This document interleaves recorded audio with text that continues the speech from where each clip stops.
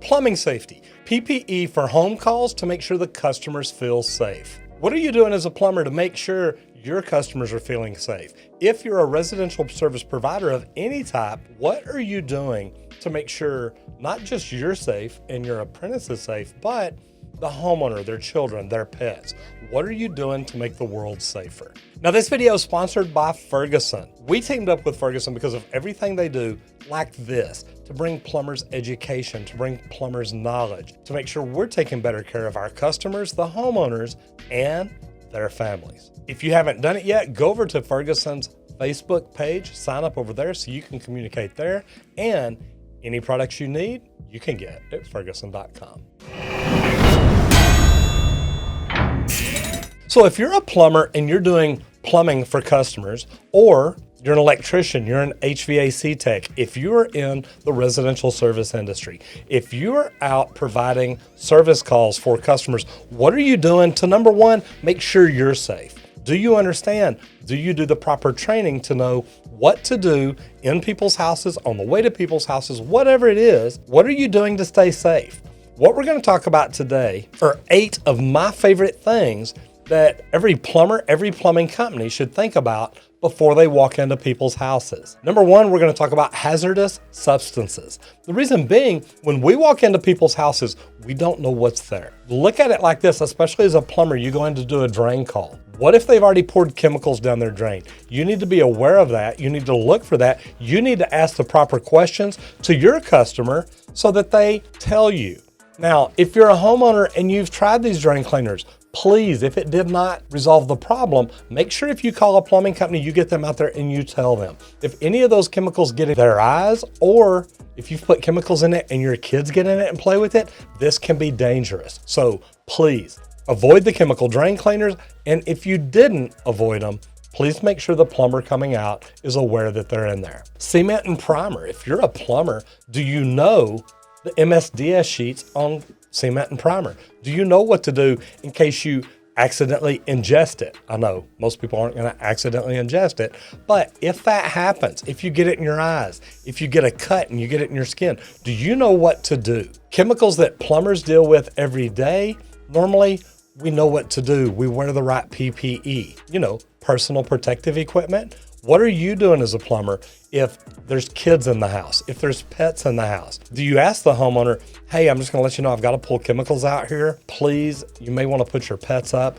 You may want to put them outside. Do you communicate with them to let them know what's going on? So we deal with drain cleaners, we deal with cement and primer and stuff like that. But what about biological? Do you understand that there's things, if you get a cut, you get a scratch, you get things on you. You can get tetanus, you can get hepatitis, you can get COVID. Think about it. We're in the age of COVID. The world has changed. Ever since March 2020, we need to be prepared. We need to think about it. Every house we walk in has COVID. Every customer we deal with has COVID. What are you doing? Have you got your shot? Do you have the antibodies? Are you wearing a mask, a respirator, gloves, floor protectors? What are you doing to help protect you, your apprentice, and them? Because we all need to protect each other from each other. What if you're not even going in the house? What if you're just coming out and working in trenches and tunnels? Do you know the PPE? Do you know the safety procedures? Do you understand about confined spaces? Do you know what determines a confined space? Make sure before you go out to people's houses, you understand what the laws are, what the rules are, and what the regulations are. Confined spaces are big in commercial jobs. As residential service plumbers, as residential providers, we normally don't even think about things like that, but we should. What about power tools and hand tools? Do you know the safety? Have you been trained on them? If you're using power tools that create sparks, that create debris in the air, are you wearing safety glasses, face shields, mono shields, anything at all like that? If you're using certain chemicals, do you have a respirator or do you have a dust mask? And do you know the difference? Do you know what requirements there are for them? If you're wearing a respirator, truthfully, you're supposed to be respirator trained. That kind of all fell apart in COVID. Everybody's putting respirators on saying, look, this is what's required. Just make sure if you have any health issues at all, respiratory wise, you have problems breathing, you have anything like that, you understand you may want to get checked, you may want to get fitted, you may want to go through all the procedures and tests to make sure you're wearing everything properly. Now, what about hand tools? Do you know how to use your hand tools safely? And are there certain hand tools that you could set down and possibly a customer's children or somebody get into and get in trouble? You want to make sure that you are careful and you've gone through the proper training on all power tools, all hand tools. One thing I tell my plumbers is when they're working with an apprentice, don't just tell them to use the Sawzall. Don't just tell them to use the chipping hammer. Ask them, have you ever been trained on it? Because that is a very important thing. The next one is slips, trips, and falls. What do you understand about PPE? Do you know what all you're supposed to be wearing? But slips, trips, and falls are some of the biggest safety issues plumbers have. Are you wearing your PPE? Do you have work boots on? If you are in an area where you may need fall protection, anything like that, do you have that on? If you're using a ladder, do you do a visual inspection every single time you climb on it? Having the correct personal protection equipment with you and using it all the time is very important. Eye protection, hearing protection, like we talked about a while ago, respirators or dust masks. What do you need? When you get in a certain area, do you need a Tyvek suit? Do you need to protect yourself from biohazards, anything like that that could be in there? You need to think about what all you need and make sure you have it with you when you need it. Now, talking about PPE and slips, trips, and falls, what about heavy lifting?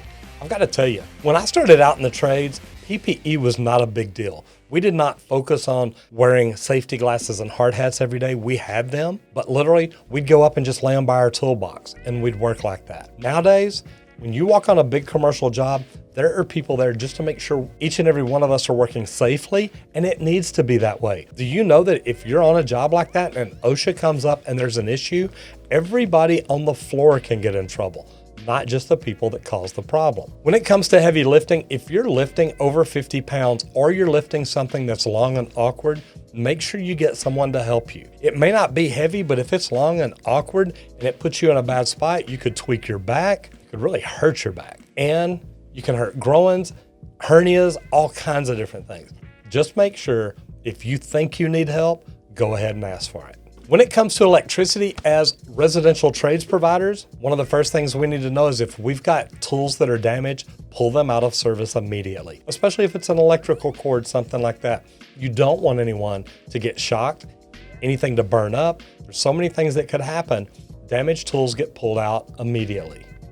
And speaking of electricity, if we're digging or we're working on something where maybe heat trace may be involved, we've got to be very careful about that. Some heat trace can get up to 240 volts. Most of it in a residential application won't, but we still have to be careful of it so we don't get ourselves in a position to get shocked. And think about this when you're working on appliances or things like that. If you've got a refrigerator that's leaking and you're back there and you reach up under it, be careful. If you get shocked and you're in water, it's not going to turn out good. Refrigerators, washing machines, things like that, make sure you're very careful every time you work around them. And then let's talk about burns. If you're a plumber working with a torch, there's burns there, there's chemical burns, there's electrical burns. You want to be very careful everything you're doing. What are you doing if you're a plumber to protect your fire to keep from burning anything?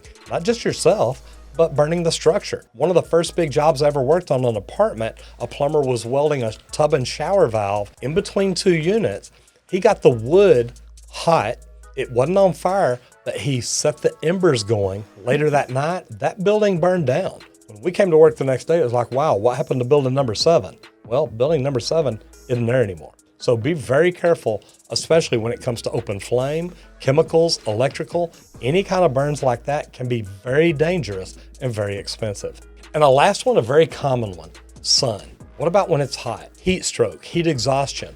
What are you going through? Are you drinking plenty of water? Are you taking breaks and cooling down? I remember hiring a plumber one time. We were out digging for a valve box and he kept getting hot and he's like, man, I need to go sit down. We went and set him in the van of his truck, turned it on, got the AC running where he could cool back down, but this bothered him. You want to make sure you're drinking plenty of fluids in advance. If you know you're going to be in a hot area tomorrow, drink plenty of fluids today, be ready for tomorrow, but also make sure your apprentice, the people working around you, are too. Keep an eye on each other. A lot of times we think, you know what, I'll just push through this, I'll be fine.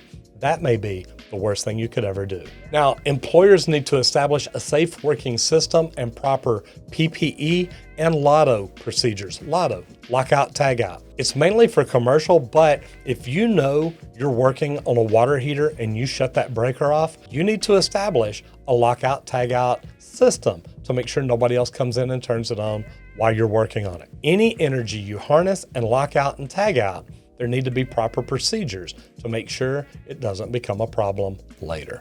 And guys, one of the big deals, remember I talked about it a while ago, always think COVID. It may not be big right now, it may not be strong right now, and you may be wearing masks everywhere you go, but assume every customer's house you walk into has COVID. Are you still going through those procedures? Are you still wearing your masks, your face shields, your protective gloves, your shoe protectors? Are you wiping down your tools? What are you doing to not just protect your customers, but to protect you and your family? Anyway, guys, I hope you got something out of this that will help you. As residential service providers, safety doesn't get talked about a lot. This is something I hope makes you think about what you can do to protect you, your customers, and your family. Once again, thank you to Ferguson. This video was sponsored by Ferguson, and we teamed up with them because of things like this. What they do for plumbers, plumbing company owners, and the communities that they're in. Thanks to Ferguson for everything they do for us. If there's anything you think I missed on safety or PPE, do me a favor and put it down in the comments below. What do you do, or what does your company do? Or better than that, does your company even talk about safety at all? I'm Roger Wakefield, Lead AP, the expert plumber. I'll see you in the next video if you don't get flushed.